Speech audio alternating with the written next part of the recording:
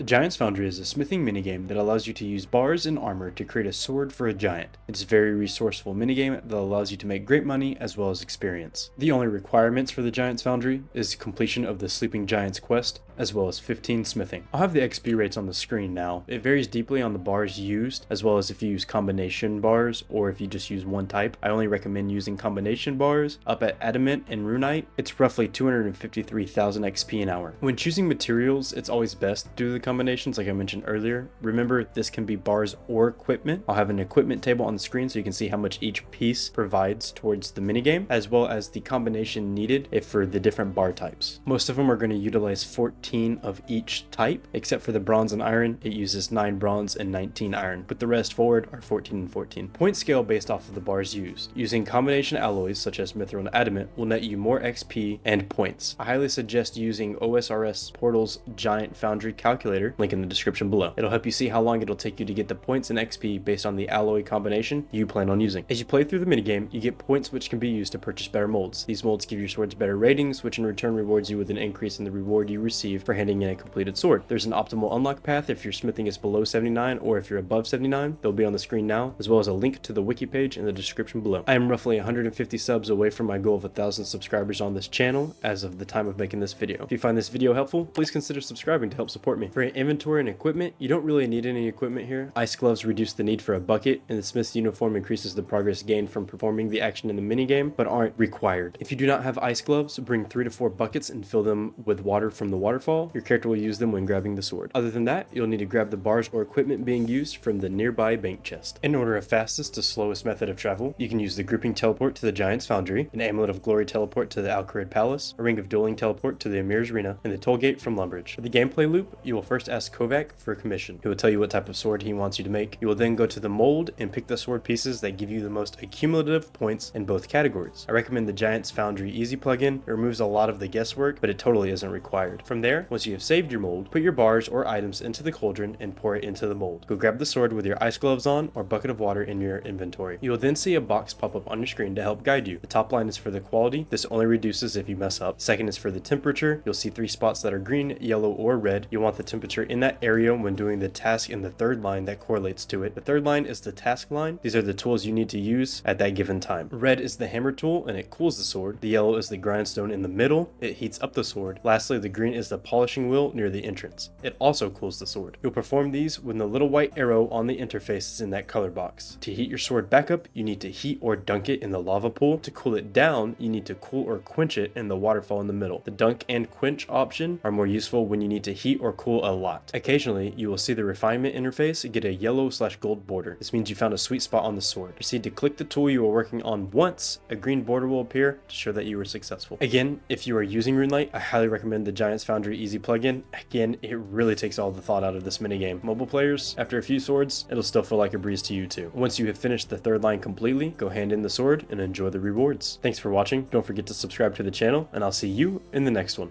Peace.